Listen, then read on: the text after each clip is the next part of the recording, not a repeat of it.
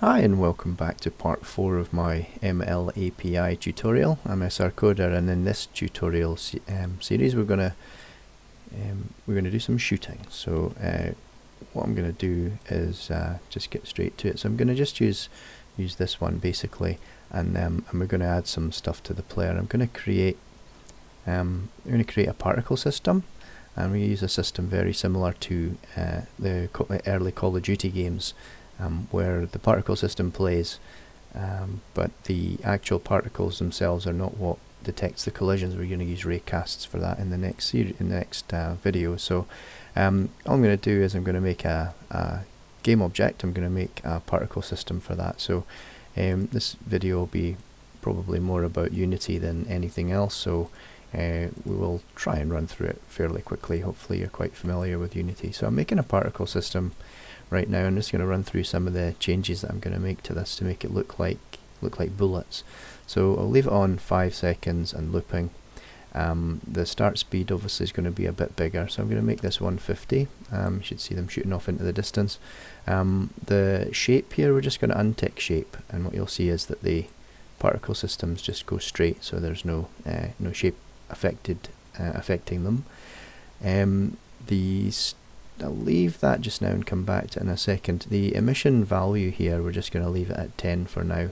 We're going to change this in code in the end, and we're going to go down to collisions because we want it to hit things. So if we open up collisions, change it from planes to the world, and leave the mode as 3D, so that makes it hit everything in the world, and it should be fairly cost-free.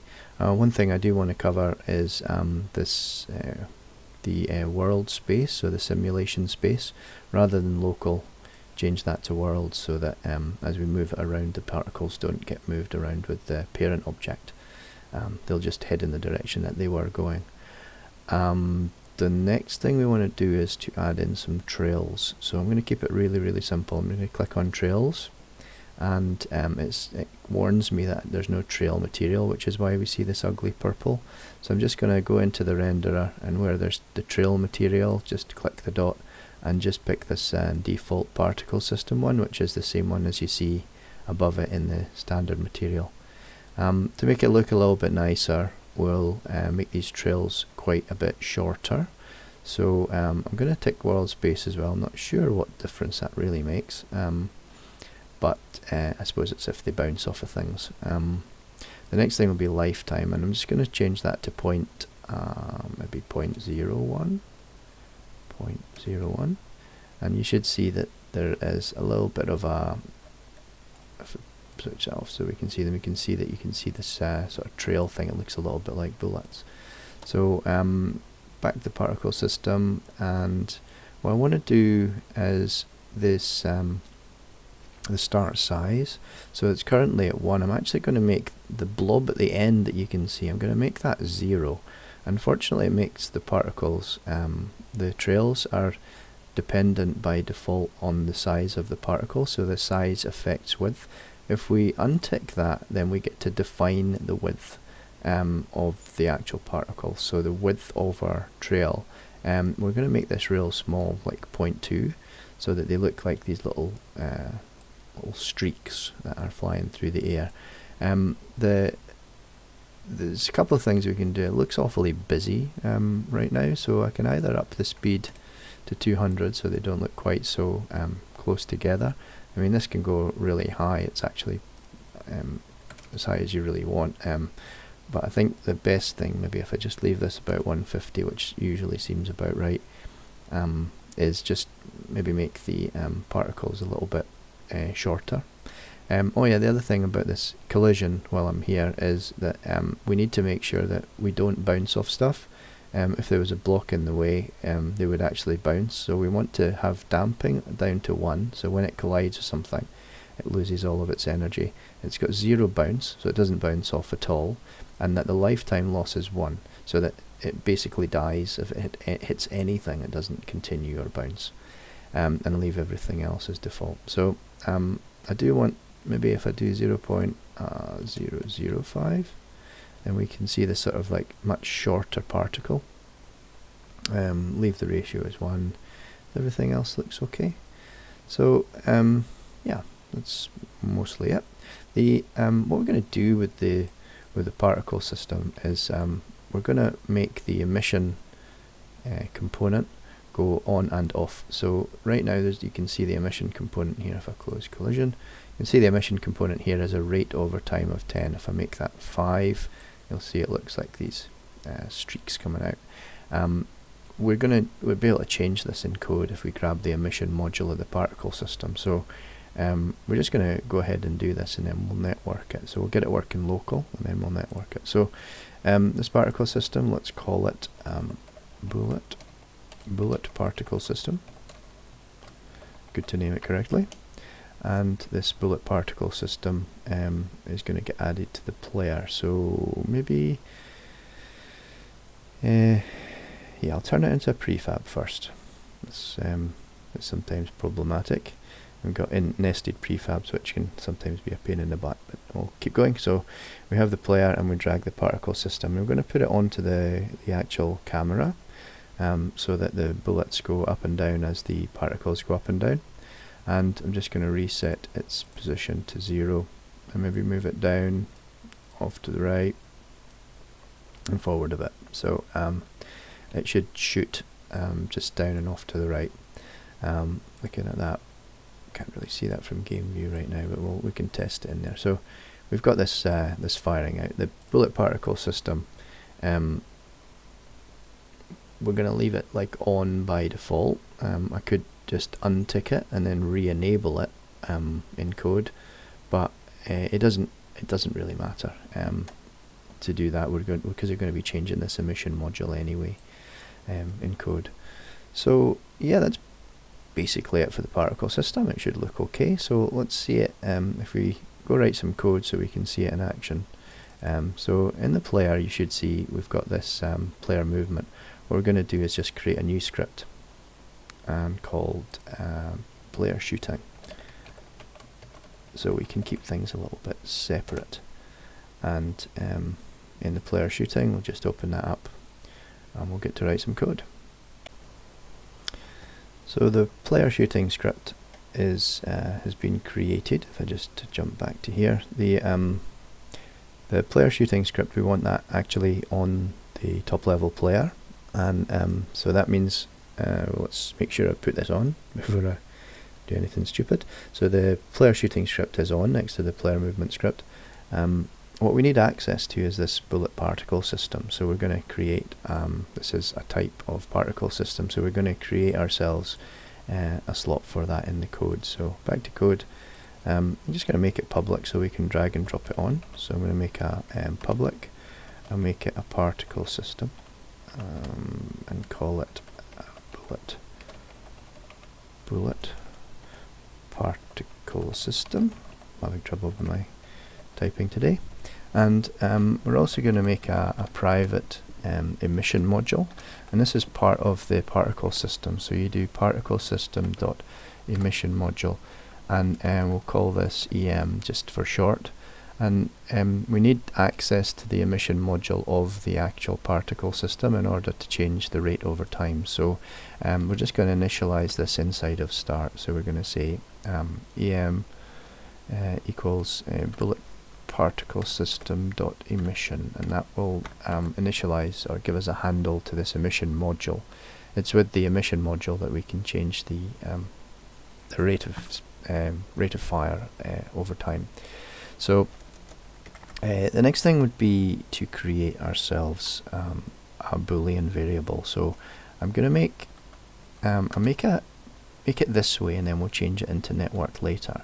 So effectively what I'm going to do is I'm going to say bool shooting. So I'm going to make a shooting variable and make it equal to false, so that when we have the when we're pressing the mouse button, the left mouse button down, we can be shooting, and when we're not, we're not. And inside the update we can just do that. So input dot get mouse button. So get mouse button will be a true or a false based on whether the mouse button is down or not. So it's an exact match to what we want shooting to be. So it's mildly inefficient to do it every single frame, but at least it's shorter code. So we're going to say get mouse button down 0, which is the left mouse button down, and we're going to make shooting equal to that. So I'm going to say shooting equals. So this variable will be true if the mouse button's down and false if it's not, and this will be updated every frame. We want to avoid doing that over the network, so we'll find a clever way, hopefully a clever way of getting rid of changing it every single frame rather than and just change it when it changes. It would be easier, but right now this is the easiest way to get this working, so we're going to test it. So shooting equals input get mouse button down, and then we access the emission module and set the rate over time. So again, I'm going to write some bad code and hard code this in. So what we're going to say is em.rate over time is equal to 10 if we're shooting and 0 if we're not.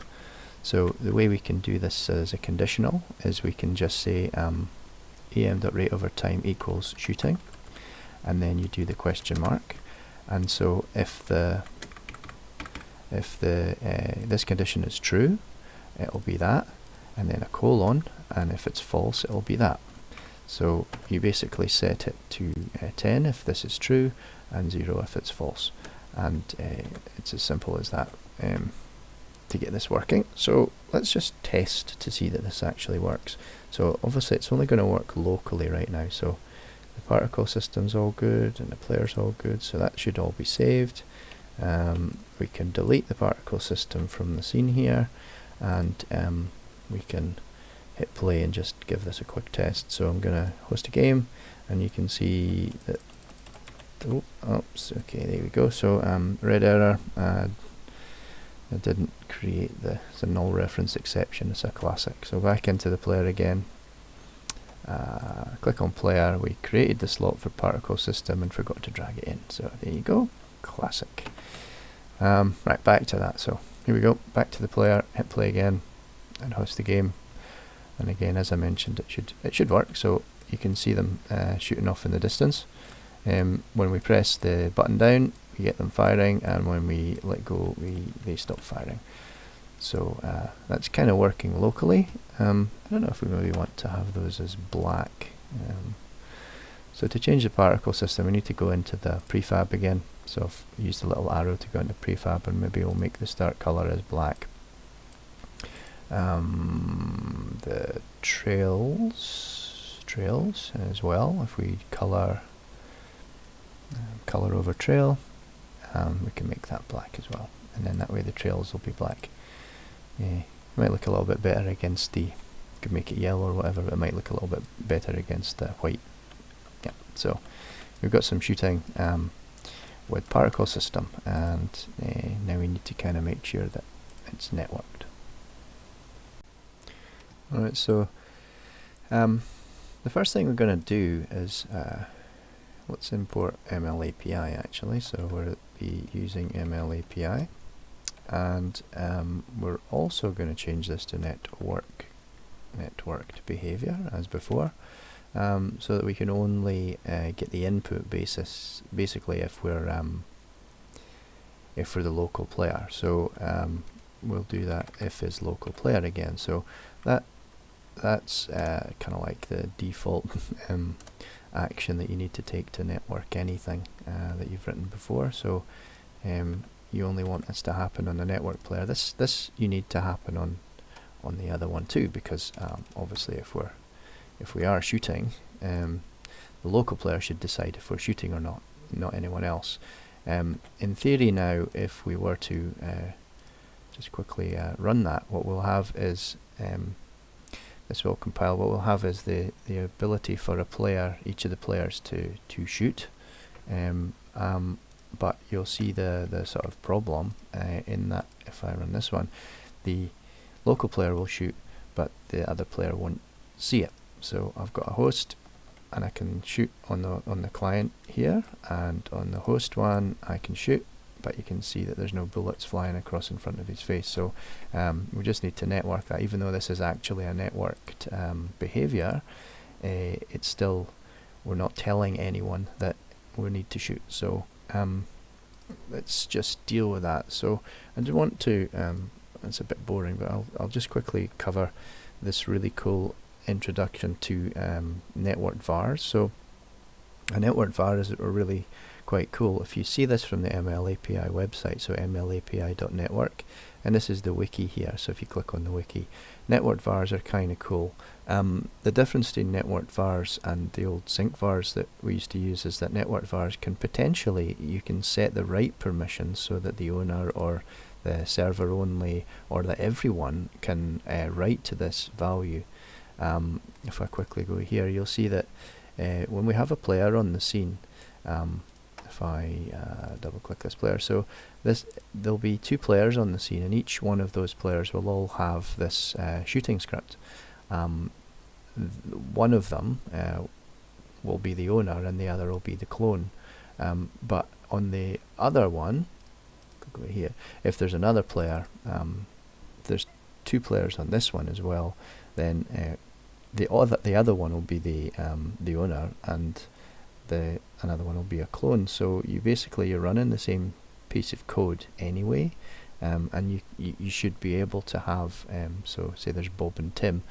Bob owns this computer. If Bob presses the button, then Bob's clone over here should also set that variable to true or false, and NetworkVars allow you to do that. You're probably better off just taking a quick look at this, and then I'll just implement it. So it's the most long-winded thing in the world to create one of these, and you need to initialize the right permissions as well at startup. It just amuses me. I'm just baffled that there's so many. If you look at the documentation, there's so many of these overrides for NetworkVars that why could they not have made an override with a network permissions variable, and so you could have had it just as an extra parameter rather than have to do this long-winded thing. But hey, I didn't write it. It's a lot more talented than me. So let's create this this NetworkVar. So first up, what we need to do is we need to add another using. So we use MLAPI.NetworkVar. That gives us access to all the NetworkVars. What we're going to say is we're going to say that you can look down here. There's all these different ones. So I'm going to say NetworkVar bool, and we're going to call it shooting. Unity will complain because we've already got a shooting, so I'll just comment that out. So NetworkVar bool shooting equals new NetworkVar bool, and then inside of here the first parameter that we want to set, because we could just set a true or a false value if this was going to be run just on the server, and the default behavior is that this when it changes on the server it's synchronized to every single connected client.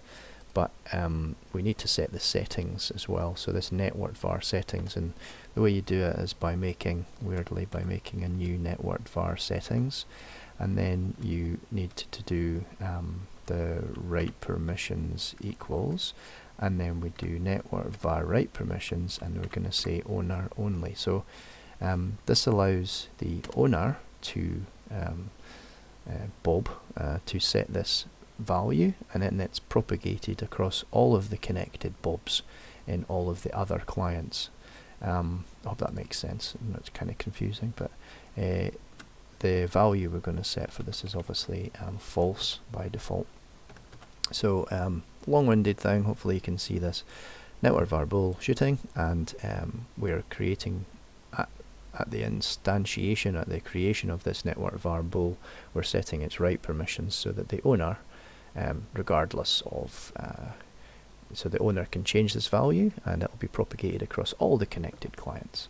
The way NetworkVars work, you'll see this problem here. So you need to say shooting.value equals, and then it will take that value of it, because it's actually quite a complex class, the NetworkVar bool. So without having to send messages to the server, this is kind of cool. We haven't sent any messages to the server. We've just basically had the owner set this value to true or false. So if he's a local player, he sets it to true or false, and it propagates across all the network. And you can see that's got quite a lot of power if you want to use that. So let's just test that this works. Just get this up and running, and then I'll restart the recording. So as you can see, when we host a game on this side, and we'll run over here, and we'll run as a join, what we've got is complete cool shooting. So we can see I'm controlling the right hand side screen here, and you can see the player shoots and stops shooting exactly when I shoot and stop shooting, so it looks kind of cool. So we've got this cool thing that looks like machine gun bullets coming flying through and past you, which kind of looks awesome. A lot of video games use this. So yeah, it's been a fairly long video, so I'm going to stop it there, and in the next one we're going to network the health for the player, so when we actually shoot it, it does some damage to the other player. Please feel free to like and subscribe. I'm very close to 1,000 subscribers now, so it'd be great to get all the way up there if you're watching this video. And yeah, good. I'll see you in the next one. Cheers.